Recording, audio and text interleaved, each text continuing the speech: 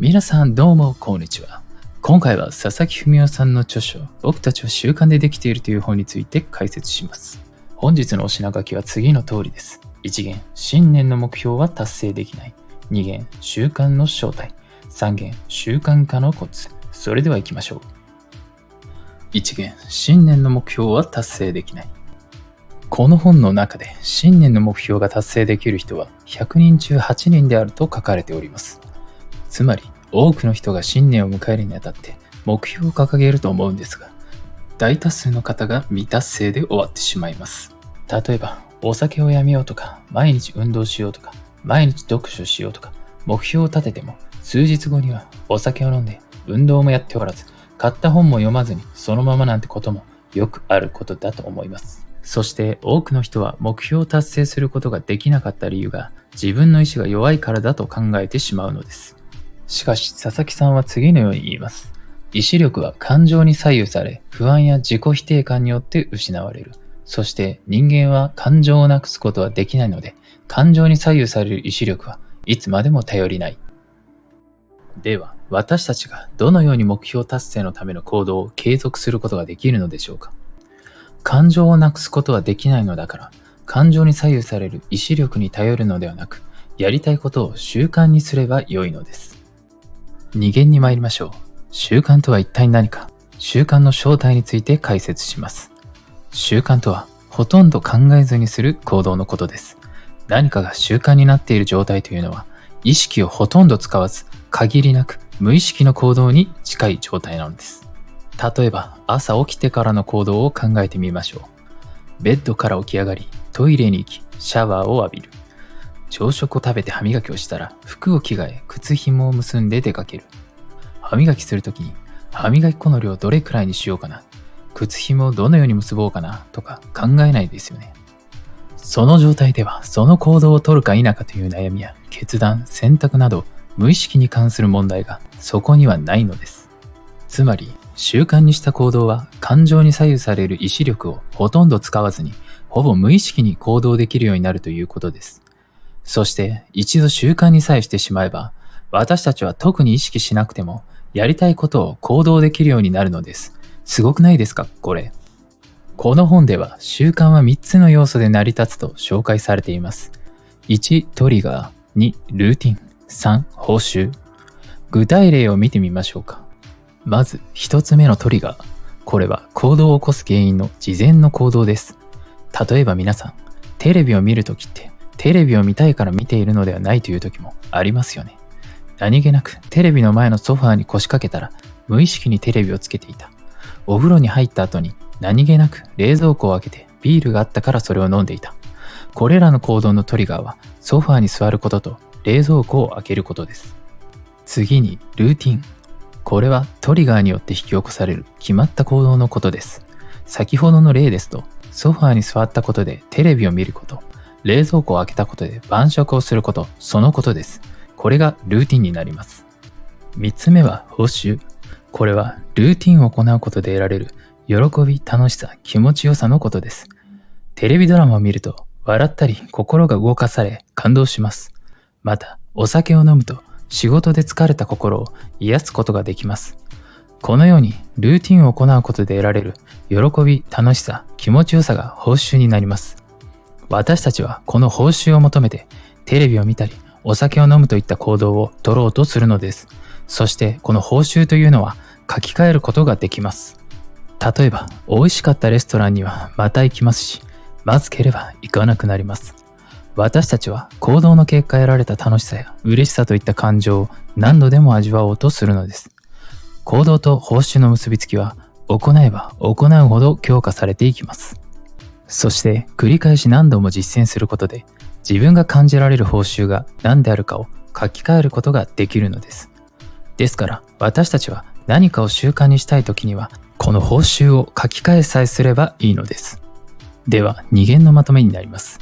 習慣にした行動は感情に左右される意志力をほとんど使わずにほぼ無意識に行動できるようになる。習慣とはトリガーで作動するルーティンであり、自分が感じられる報酬を求めて行われるものである。この報酬を求めて人間は同じ行動を取ろうとする。私たちは繰り返し何度も実践することで、自分が感じられる報酬が何であるかを書き換えることができる。3限に参ります。この本に書かれている習慣化のコツについて、特にこれはおすすめの方法だと思ったコツをご紹介いたします。1つ目、トリガーを仕掛ける。何かを習慣にしたいときには、すでに毎日習慣として行っている行動に紐づけて行うことが非常に有効です。例えば、掃除をすることを習慣にしたい場合、歯磨きをしながら部屋の中のゴミを拾うようにするのです。歯磨きは多くの人が習慣として毎日やりますよね。私の場合は筋トレをすることを習慣にしたかったので、夜ご飯を食べる前に筋トレするルールを自分に課しました。夜ご飯は絶対に食べたいですから、筋トレをやらざるを得ない状況を作り出したのです。こうして夜ご飯を食べる前に筋トレをすることを習慣として身につけました。皆さんもすでに習慣として毎日行っている行動に、新しく習慣にしたい行動を紐づけてみてください。2つ目は、習慣化したい行動のハードルを徹底的に下げる。皆さんは最初はやるのが億劫だった仕事や家事、運動、あるいは勉強がやっているうちに嫌な気分が軽くなっていく経験をしたことはありませんか？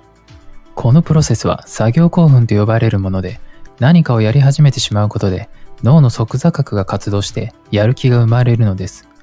ですから、やる気を出すにはまず始めることが何よりも重要なのです。そしてまず始めるにはどうするか。徹底的に行動のハードルを下げることが重要なのです。実際に私たちは勉強、ダイエット、スポーツなど習慣にしたいことを続けようとしますが、疲れたり忙しかったりでどうしても気乗りがしない日は必ずありますよね。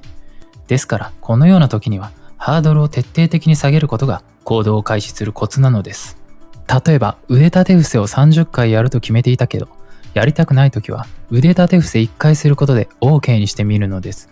腕立て伏せ1回を目標にすれば、始めるのに難しさを感じないし、ついでにそんな体勢になったんだから、あと10回くらいやろうかなと思えるものです。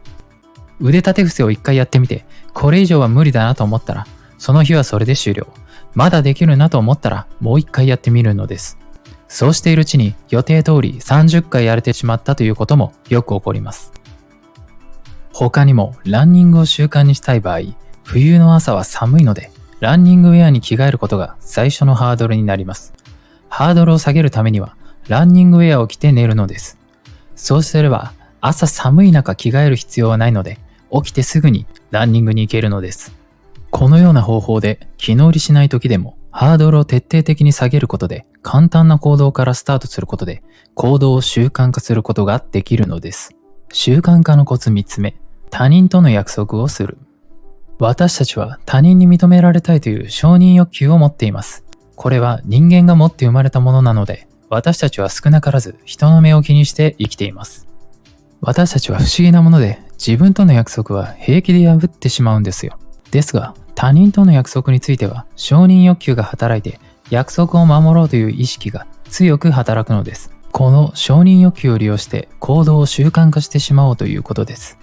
習慣にしたい行動を他人と約束をする、あるいは周りに宣言することで約束を守ろうという意識が強く働き、その行動を取る確率を上げて習慣にしてしまおうということです。例えば、朝勉強する習慣を身につけたいなら、友人と朝7時30分にカフェで待ち合わせして勉強することを約束する。そして遅刻したら友達にカフェ代をおごることにするのです。このようにすると、遅刻したらダサいな、カフェ代をおごるお金がもったいないと考えます。すると、朝早く起きてカフェに行って勉強できる行動を取る確率がかなり高くなります。そして、やるべきことを周りの人に先に宣言するのも有効です。周りの人に宣言すれば、自分が嘘つきだとか怠け者だとか思われたくないので、普段よりも頑張ることができるのです。SNS で今日の積み上げと題して自分の一日のやるべきことをツイートしている人たちがいますよね。彼らはフォロワーにやるべきことを宣言することで、人の目を意識する状況を自ら作り出し、自身のモチベーションを高めているのです。このような方法で他人との約束をすることで、習慣にしたい行動をせざるを得ない状況を作り出せるのです。本日のまとめになります。新年の目標が達成できないのは意志力に頼るからである。意志力は頼りないので、習慣にすることがコツである。一度習慣にしてしまえば自動的にその行動を取ろうとする。習慣にした行動は感情に左右される意志力をほとんど使わずに、ほぼ無意識に行動できるようになる。習慣とはトリガーで作動するルーティンであり、報酬を求めて行われる。この報酬を求めて人は何度も同じ行動を取ろうとする。習慣を身につけることは繰り返し何度も実践することで、自分が感じられる報酬が何であるかを書き換えることである。習慣化のコツとして有効なのは次の3つである。トリガーを仕掛ける。行動のハードルを徹底的に下げる。他人との約束を作る。今回は以上でございます。もしこの動画がためになったという方は、チャンネル登録、いいねボタン、コメントなどいただけたらとても嬉しいです。では次の動画でお会いしましょう。